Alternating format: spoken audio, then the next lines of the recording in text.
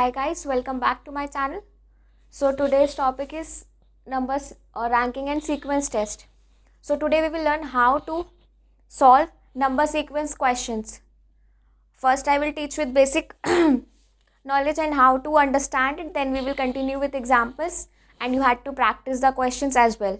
Okay, so basically what is sequence and ranking. So sequence and ranking is based on management of characters, मतलब characters, play anything, person, objects in a particular order, something that is in particular order. Okay, like anything, object, play, person, okay, anything that is placed in a particular order. ठीक है, ऐसे questions होते हैं. So mostly in exam maximum questions that can be asked from this chapter are 5 questions. Okay, so be prepared for that. And okay, so let's start by learning how to solve number sequence questions. Okay, so moving on to our first pattern, that is number test. Okay, इस ऐसे questions में क्या होता है, आपको basically एक number series दी होगी and you had to find out the number or digit according to the conditions given in the question. Okay, so our first question is ये आपको एक series दी हुई है. अब इसमें ये आपको even numbers निकालने हैं जो कि odd number से follow हो रहे हैं और even number उनको precede कर रहा है. Okay, so this is a easy question. अब इसमें आप सीरीज में देखते चले जाइए कौन सा ऑड नंबर को फॉलो कर रहा है और प्रीसीड हो रहा है इवन नंबर से. सो पहला तो 6 हो गया, देन फिर ये 8 हो गया, उसके बाद यहाँ पे कहीं भी नहीं है, फिर ये नंबर हो गया 2, followed by odd number preceded by even number. That's the question. Okay, फिर ये आप 8 हो गया. Okay, so that's the answer. 6, 8, 2, 8. That's the answer. These questions are very easy. It's a matter of understanding. जैसे आपको आपका पैटर्न आपको समझ में आने लगेगा तो questions are well and easy to solve. Okay, so please practice the questions for better understanding. Okay okay okay so moving on to our type 2, that is ranking test. अभी हमने नंबर टेस्ट पढ़ा था, now this is ranking test. Okay, अब इसमें क्या question दिया हुआ है, एक 42 स्टूडेंट्स की क्लास है. ओके, उसमें महेश एक बच्चा है जिसकी रैंक बॉटम से 16th है.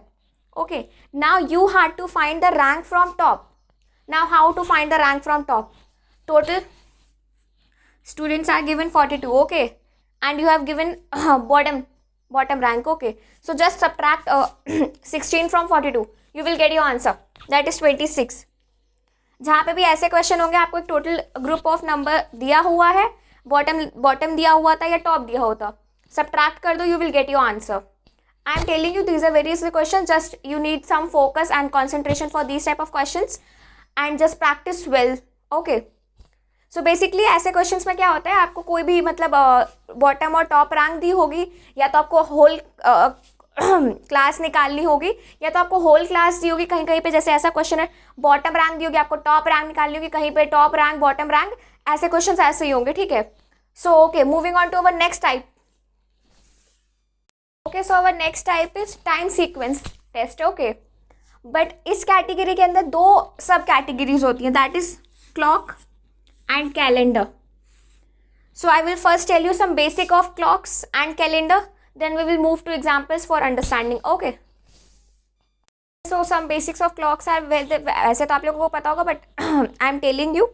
क्लॉक होती है, उसका जो स्मॉलर हैंड होगा वो आर रिप्रेजेंट करेगा, जो बिगर हैंड होगा वो मिनट रिप्रेजेंट करता है. ओके, क्लॉक सर्कमफ्रेंस में डिवाइड होती है. ठीक है, 12 पार्ट्स के सर्कमफ्रेंस में डिवाइड होती है, that you can see 12, 1, 2, 3, 4 and 12. It is a circumference that is divided into 12 parts. Okay, so moving on to example. Okay, let's start. Okay, so example for the clock type test is, ठीक है, सी. इसमें question है, अनुज है, वो एक meeting में पहुंचा 15 minute पहले 8:30 से. ओके, लेकिन उसने पाया कि वो आधा घंटा लेट है. वहाँ पे एक आदमी और प्रेजेंट है जो कि 40 मिनट लेट है. ठीक है, तो अभी इसमें फाइंड क्या करना है कि मीटिंग का स्केड्यूल टाइम क्या था. ओके, अब इसमें क्या है, जो एक आदमी 40 मिनट लेट है, अनुज उससे 10 मिनट लेट है. ओके, सो बेसिकली क्वेश्चन क्या है, अनुज पहुंचा 15 मिनट पहले 8:30 से. ठीक है, दैट इज़ 8:15 पे वो पहुंचा. उसने फाइंड किया कि एक आदमी उससे 40 मिनट और लेट है और वो 30 मिनट लेट था अनुज। तो 40 माइनस 30, 10 मिनट का डिफरेंस आ गया, ठीक है। अब वो पहुंचा था 8:30 से 15 मिनट पहले।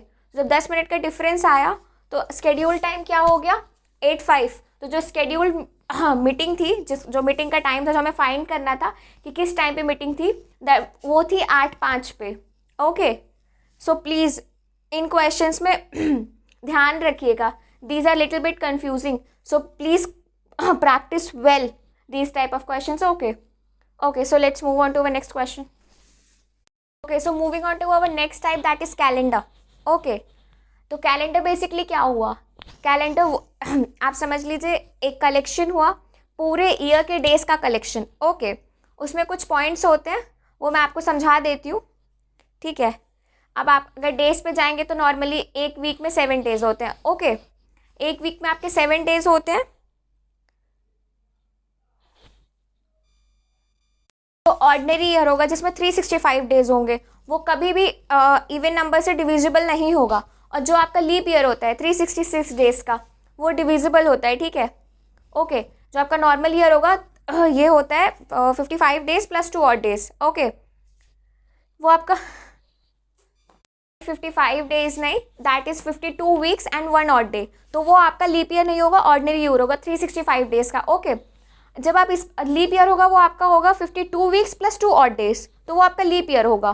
तो लीप ईयर आपका डिविजिबल होता है और नॉन लीप ईयर आपका डिविजिबल नहीं होता। Just keep remember that. Okay, किस मंथ में कितने डेज होते हैं, आप प्लीज़ उसे बुक से या किसी भी जगह से गूगल से एक बार पढ़ लीजिएगा, किस मंथ में कितने डेज होते हैं। किसी में 39 होते हैं, किसी में 28 होते हैं, किसी में 30 होते हैं। So plus just go through that, एक बार आप बेसिक कैलेंडर का पूरा just go through the book और Google please. Okay, moving on to example. Okay, so our last example of the topic is, इसमें आपको एक क्वेश्चन दिया हुआ है, इफ 8 February 2005 वॉज देयर, ठीक है, उस दिन ट्यूसडे था, 8 February 2005 को ट्यूसडे था। देन आपको ये क्वेश्चन पूछा गया है कि 8 February 2004 को कौन सा दिन होगा।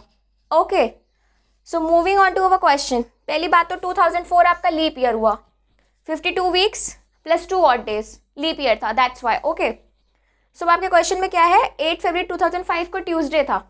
अब इसमें 2 ऑड डेज हैं, तो ये 2 दिन पहले पड़ेगा। जो 8 February 2004 है वो वो 2 दिन पहले पड़ेगा 8 February 2005 के, क्योंकि ये लीप ईयर है 2004 and 2005 is not a leap year. So the answer is Sunday. Okay, तो 8 February 2004 को संडे था। Okay, so I hope you all understood this chapter. Basically go through the book, first study all the theories, examples given, and then solve the questions.